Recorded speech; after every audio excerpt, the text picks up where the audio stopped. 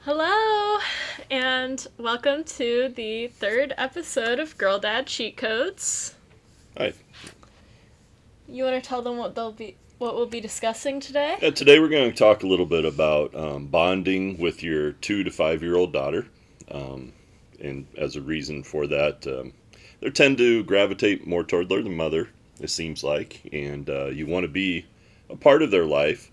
And so we're just going to look at things that we can do to make sure that she sees you as an important part of her life too and wants to do things with her daddy.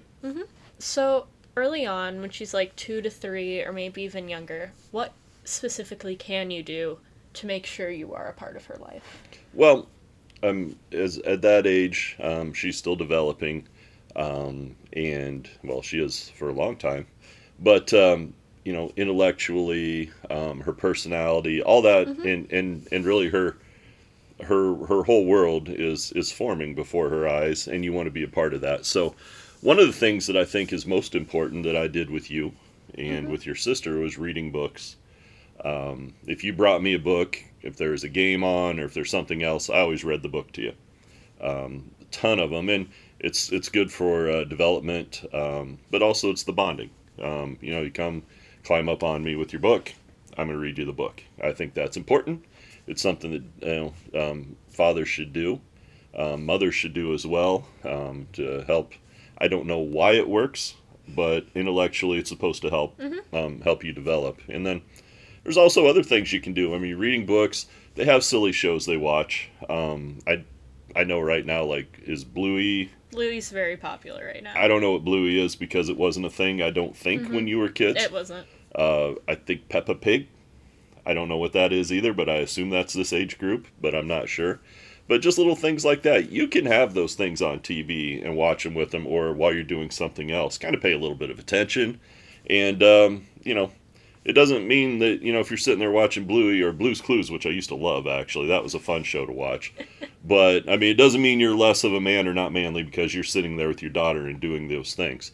In fact, I think it probably means that you're more of one. But, you can sit there, watch some show about butterfly princesses and ballerinas and things, and, just talk to her. Be a part of that. And, you should probably have some downtime every day that you can spend with your daughter and reading books and just being a part of the things that she wants to be a part of. I think that's really important. Yeah, for sure.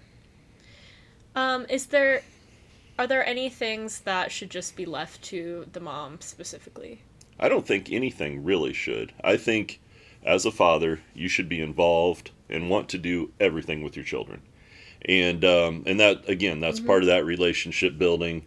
For I mean, sure. there are just some simple things that you should be able to do. Even things like getting them dressed. One of the things I used to like to do was put in ponytails and pigs. You used to like my pigtails more than your mother's. So you would come to me to do Mm-hmm. it because I had them a little higher, I and you remember liked how they this. bounced. So you would want your daddy's pigs, and so that was just a fun thing for me that I worked on. And but should have a few things. Putting in a ponytail, putting in pigtails. That's not that hard if you practice a little bit. Yeah. And it was kind Yeah. of fun for you. You'd bring me the brush and your little detangle spray because that tangled up a lot when you were little. Yes, did. And it was just something that you and I did, and it was kind of a bonding thing. I did that with your sister as well. I would put in pigs and ponytails for her to help her get ready at the beginning of the day. But there's other things too.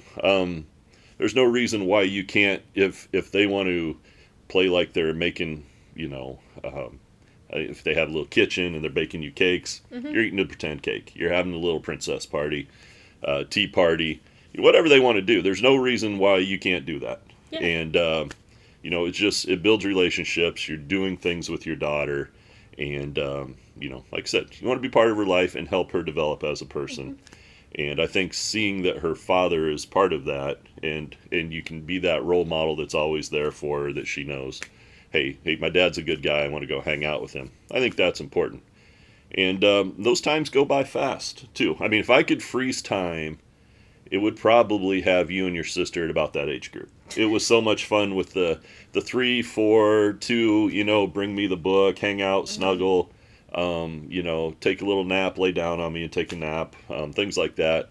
You can't ever go back to that. It's all been downhill from there. Well, it hasn't been downhill, but that was really a special time, and I really enjoyed it a lot. And you know, it goes by fast, and you don't want to look back and say, well, I'm sure glad I was fishing and hunting every day, and out of the house, because you're never going to say that. You're going to look back and say, hey, I'm glad I spent every moment I could with my child, and my little girl, and helped her become somebody special. And I guess that's a message to fathers. Make sure that you're doing what you can.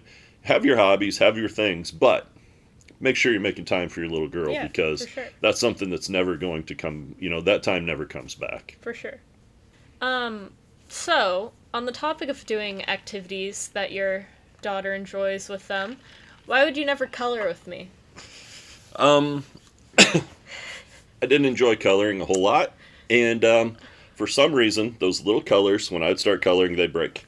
You always thought I was breaking them on purpose. You were. But for whatever reason, I'd ask him to color with me. He'd come color, immediately break all the crayons. For some reason, I'd stop asking him. When I would start to color, I would start and I would push down, and the crayon would break in my hand. I have no idea why. You thought I was doing it on purpose. I still do. Now, if I'd had colored pencils, I think I could have made it work.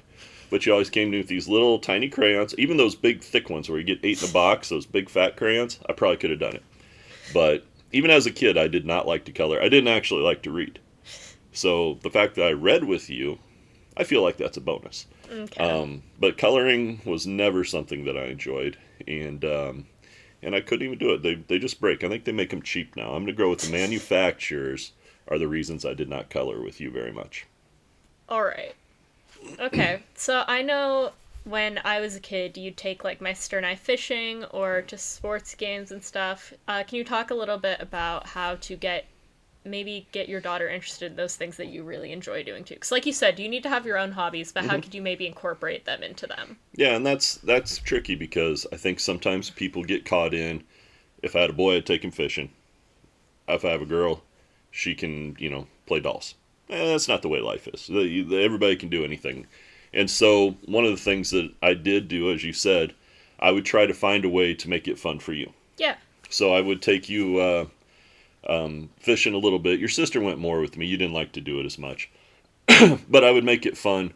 If you're going to take your child fishing, first of all, make sure there's fish biting. And take them to somewhere where they're going to catch fish. Like we had a little pond.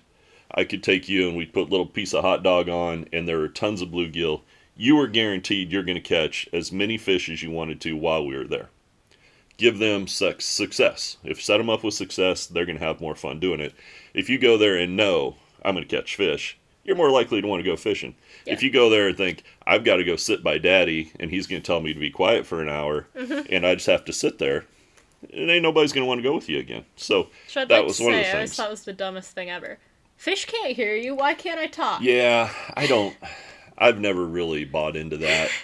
I mean, if they're right there and you're fishing shallow, sure, you could spook them. But, I mean, they're not the brightest. I mean, I've never bought into that. I've caught fish while we're banging around on a boat, with a canoe, clunking around with my paddle. They know you're there. You're trolling and you have your hook a little behind it. I've never bought into that, and that's something I never told you had to do. But you did a couple times, but I talked a lot. You do talk a lot. And that's one of the things I wanted to always do, though, is set you up for success. And then, like, I would take you to football games, and your sister to football games and basketball games, and I would always kind of bribe you, always buy you popcorn. You would say, I'd say, hey, you want to go to a football game with me and Papa? And you'd say, do I get popcorn? Of course you get popcorn. I'm going to take you. I'm going to set you there. It's an outdoor occasion. We used to go to games on purpose that were smaller college football games a lot. It's not crowded. There's room that you can move around and do things. Not taking you to a sold-out Big Ten game where, you got to be in your seat and, the restroom lines are long and everything. I always took you to smaller ones to get you kind of acclimated to this is what a game is. You could see the cheerleaders. You could see the band. You could see the mascot walking around, and those are things that you enjoyed. Maybe they throw a little thing out, you could try to get it, but you're always sitting there munching your popcorn and tried to make it fun for you. I'll say, that's also cheaper. Yeah, it's also a lot cheaper to get those tickets. Spend hundreds of dollars for like your 5-year-old to go to a football game. Yeah, yeah. Like, It was a lot cheaper, and you had fun, and I would have had also the same amount of fun at bigger games. yeah, yeah. It was like, there was no. I remember, was it Def Leppard that came to the state fair a couple years ago? Yes. I was helping out at my mom's school, and these two 5-year-olds were telling me about how they went to that concert. I'm like, why did your parents pay for you to get They'd grandstand been tickets? Def Leppard fans all their lives. Yeah, I guess. I'm But- like, you would have had just as much fun at a free stage concert. But Another that's a thing side I thing. always did was you and your sister always had little cheerleader outfits. So get you into those if there's a game on or going somewhere and you guys could have your little cheerleader outfit and your pom-poms. Everybody thought you were cute also at the games when you wore those, so that was kind of fun. Those Get were on the easy to big come by. screen a lot. Yep, got on the big screen. Your sister got on TV at a couple different games I took her to when we went to a larger venue. But it was it's just one of those fun things. You gotta make it fun for them. Yeah. It can't just be fun for you. So I mean, but popcorn. I always tried to do something to make it so that you really wanted to go, so they could equate. I'm going with Dad. I'm gonna have fun, and he's gonna make it a good time. So like I said, set them up for success, make it fun, and give them a reason to look forward to it. Hey, they've got popcorn there. Oh, you love popcorn, or they've got a mascot. You get to go see your friend Spike or Cy or Herky or whoever the mascot is in the state where you live. And that's just something that I tried to do to make it fun. But I always tried to give it a reward for you. Also, it took you to other things that I knew were of your interest, like gymnastics meets. You used to love that. Your sister loved going to those. I will say, if you've never been to a gymnastics meet, like, I think you had a decent time. I had They're fun. actually pretty fun. They're pretty good. Yeah, college gymnastics is fun to go to. There's always stuff happening. They're fast-paced. Yeah, so that was something that you always liked. And plus, you did tumbling and stuff, and a lot of little girls do tumbling, so they could say, oh, I do some of this. Look at the big girls. If I work hard, maybe I can do that someday. But then that was something that you would get you an ice cream cone. You knew you got ice cream at those. And we would do that for fun. And then there's also, I'd take you to a couple baseball games. Now, if you take your child to a baseball game, they're not going to make it all 9 innings most of the time. But just know that going in. And again, we don't need to get the high dollar games. You can go to a local college or high school game to start them out with. And again, get them popcorn, get them a lolly, things like that, so they know that, hey, this is fun. I'm with my dad, doing some things with him. And I think that's some ways that they can see joy and look forward to doing it with you instead of, oh, it's going to be hot and I got to sit there and be good. Nobody has fun. They're not going to have fun with that. And you won't either, because they'll throw a fit. Nope, they want to go home. Okay, well, we were kind of talking about sports and stuff. Let's transition into your kids' sports. When should you start getting them into sports? You see, I think this is another bonding opportunity that I tried to take advantage of. And, and we're talking 2 to 5 years old here, so nothing needs to be real hard to do. We're not trying to earn a college scholarship today. Your little girl's 3 or 4 years old. But there are little things you can do together to start building that ability to do, some athletic skills, work on the motor skills and things like that. Some easy things you can do, maybe blow up a balloon and just hit them back and forth. See how many times you can have her keep it up in the air. Yeah. Just make a game out of it. You can make a game out of so many things like that. Playing catch with a little spongy Nerf ball, just throwing that back and forth. I don't think you and I did much of that, but I remember we'd play catch in the living room a lot. Yeah. It didn't take. No, you weren't very good at catching. I'm still not. No, it was. But even other little things like riding the bike, getting the training wheels out, working with that, working on balance, working on stamina, and also she can start to see that, hey, if I do something over and over, I get better at it, and kind of build that within her. That's something that I think is kind of fun. And then just encouraging, maybe getting a wiffle ball. You get these short wiffle ball bats, about that big, with the barrels like that big around, so it's easy to hit. Just toss it, and she can start trying to see if that's something she's interested in. It's got to be fun. Yeah. And a lot of those things, like I said, they're fun, they're simple, but they're going to build some skills, and it's something, again, you're doing together.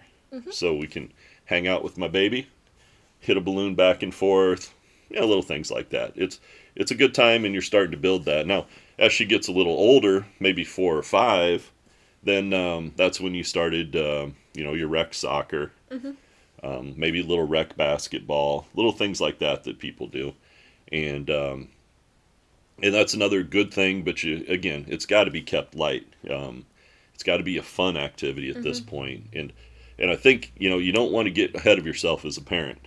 And I think a lot of parents fall into this trap that, Oh yeah. oh, my daughter's pretty good, I've got to get her into a better team. And then as you see, as we talk later on, I mean, then now we're going into rec and everything else. Now, oh, I got to be in a traveling team. She needs to be in the select, special, travel, whatever new name they come up with, extreme leagues. And it just seems like that balloon's out of control. All we're doing here is trying to have fun with our little girl at this point. So 4 to 5 years old, maybe introduced to some sports if she's into that, and be a part of it. If she's not into sports, maybe it's tumbling, like we talked about. Do some tumbling, take her to those practices. Don't just drop her off and leave. Pay attention. Just see what she's doing. Wave at her. Let her know that you're there. And, and then you can get home and you can work on those things too. And it just gets you off the couch, get you doing things together. Like I said, the relationships. You want to build that and let her know that, hey, daddy's fun. Physical development, riding bikes, just doing anything together to spend time, I think is important. Yeah, for sure. Okay, obviously at this age, physical development isn't the only thing that's important. What would you encourage parents to do to help with educational development of their daughters? Well, I kind of hit on it a little bit. Things such as reading books. I mean, I read books to you as many times as you wanted. Go Dog Go. I read that book. I loved that I book. knew all the words without having to look. I could say the whole book. Cat in the Hat was one. There are other books that I really enjoyed reading. The Lorax, a lot of the Dr. Seuss stuff. That was fun, and you really enjoyed it. So I think that's one of the things that, you sit down with them, maybe have them start looking at some words, maybe have them recognize their name, the letters in their name. Can you see the letters in this word? I'm not an educational expert, but I know that these things can help. And so just getting their mind to start to work on letters and numbers and things like that. Work on memorization. Used to like that game where you lay out the cards and you match them. Memory. That used to be something that you really enjoyed and you were really good at. In fact, you beat me a lot of times because I just didn't pay attention. But simple games that make you think, or simple math, bingo, games where it doesn't take skill and everybody has the same chance to win. Candyland, you're just drawing a card and you're moving. Seeing your colors, counting, things like that. I think those are more things that are easy. We used to play Sorry a lot, I think a little later than this age, but it was still another one that is pretty easy. But playing games and again, just spending time. But the games that we play for a little one, they want to, like I said, they have an equal chance to win on a lot of these. It's not based on strategy or skill. It's just you draw a card, you see what happens, and you move. Yeah, they don't have that at that time. But there are other things that we did, which maybe a lot of people don't think it would be an awesome idea, but it used to let you help with crossword lottery scratch tickets. I was older than 5 when I did You were, but I know my dad did with your sister when she was younger.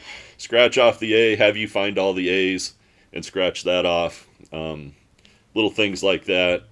Bingo cards, scratchers. Also, if you're watching a ball game, hey, pause the game and see if she can count how many points one team's ahead by. Those are little things that we used to do just to have you work on your numbers, your letters, things like that. But you can find ways to do that during doing things that you normally would do. Yeah. And I think that's kind of fun, and you're spending time together again and helping her develop and think and grow. Yeah, for sure. Okay, so I think we're getting towards the end. Do you have any other tips for parents? Any last things you want to add? Well, at this age, they're still little. They're developing, but you need to think about their future a little bit too. So if you haven't already, I think you should look into the college savings plans, a 529. We had those set up, and it's really easy to do. If you don't know what a 529 is, it's basically like an IRA that you're saving to pay for college. So if you see any ability for her to go to college and you think that, maybe that's the direction this could go, this really helps because you started early and it's going to grow. And even 50 or 75 bucks a month, if you can swing that, will make a huge difference, 16, 17 years from now when she's ready to go to college. Give that money time to grow. That's one of the things that I think is important that, didn't exist when I was young, but it does now, and I think it's something that you should really take advantage of. Yeah. And then always, you just got to be her rock. Let her know that when she's with Daddy, I'm safe, and I can be myself, and I can have fun. And that's something that's important. She needs to see you in that manner, as somebody that is fun, is going to take care of me, and is going to do fun things with me. And I think, that's something that a father needs to always be to his daughter. For sure. And then, have patience. Be slow to anger, quick to forgive. She's just little. She will make mistakes. She's going to spill things. She's going to break things. I still do that. You still do that. Yeah. And you just have to shake your head, understand none of this happens on purpose, and just know that, she's doing the best she can to live her little life, and you need to help her be that girl that she wants to be and can be. Help her realize all that potential, and then try to include her as much as you can to be your little buddy. If you're going to the store, take her to the store. I used to give you rewards for that too. If you went to the store with me, I'd buy you a secret candy bar or something. Have to eat it on the way home. Go throw the garbage, get rid of the evidence. That was one of the little games I'd play. Your mom knew that you had those, but it was like we had a little secret going on, that it was a bonus for going somewhere with Daddy. And so I tried to include you, do those things because I just wanted you to be a part of my life. I wanted you to enjoy that and to think, hey, if Daddy's going somewhere, I want to go there too. Yeah. And try to take you to as many of those things as possible. Yeah, for sure. Were there any things that that I did when you were little that you can remember, that you think about, that you're like, oh, I'm glad he did that, or did any of that make a difference? Yeah, no, for sure. I think I do not like sports, but I did go to a lot of sports games with you because, like you said, you'd buy me popcorn. You do that. And I usually had fun when I was there. Yeah. So I think that's a good tip. And yeah, just reading with your kids. I know my mom's an English teacher. I also don't know why, but that's very important for development. Yeah, it doesn't. I know she said there's a huge difference when you come to kindergarten between the kids that are being read to all the time and the kids that aren't. Yeah, we even read to you when you weren't old enough to talk. We still read books to you. Yeah. I have no idea why, but for development, that's supposed to be a thing. Yes. And so I would do it. Your mom would do it. Your grandparents would do it. And I think it must have worked. I think you were probably going to turn out to be pretty smart either way. But these are the things we did, and they all worked out. So, yeah. What about treats? Do you feel like bribing you to do things was a good idea, or should I have just had you do things? I think to a certain extent it works. If you're bribing your kid to do everything and they have no internal motivation, that's probably not great. That probably is. Or intrinsic motivation, that's a problem. But I think if you're getting them to do things that they already want to do, or maybe they don't know about but they will want to do, and it's not like you said, it's not an expensive bribe. It's a candy bar or something. I don't think that's necessarily a problem. Well, one of the things I used to say to your sister, and I think I said to you too, is you're going to be spoiled. But if you start acting spoiled, then things are going to change. I'm going to do a lot of things for you, but if you start acting like a spoiled brat, you're not going to get the things that you're getting. And that was one of the things that I used to say a lot is, you're going to get treated very well. You're going to be spoiled a lot. But if I ever see you acting like that, or you act like that with me, then it's going to change. And that's probably a good rule. Yeah, and that's something that I always tried to stick with too. But like I said, at this 2 to 5 age group, try to make them your buddy. Try to find things that you can do together. Make it rewarding. Make it something that she really can enjoy and be happy and say, oh, I get to go do that with my daddy. and I think you'll have a much better relationship Yeah. with your little girl. Yeah, because you're definitely right. I remember being like a lot more like gravitating towards mom at this age Oh and yeah. really loving on her. Oh yeah. So you're definitely right. I think the dad has to make more of an effort at this time, just Hmm. naturally, but I think it can still be really great. So Okay. I think that's all we have for this I think episode. that's it. Yep. But thanks so much for watching. Like, do all the things, and we'll see you next time. All right. Thank you. Bye. Bye.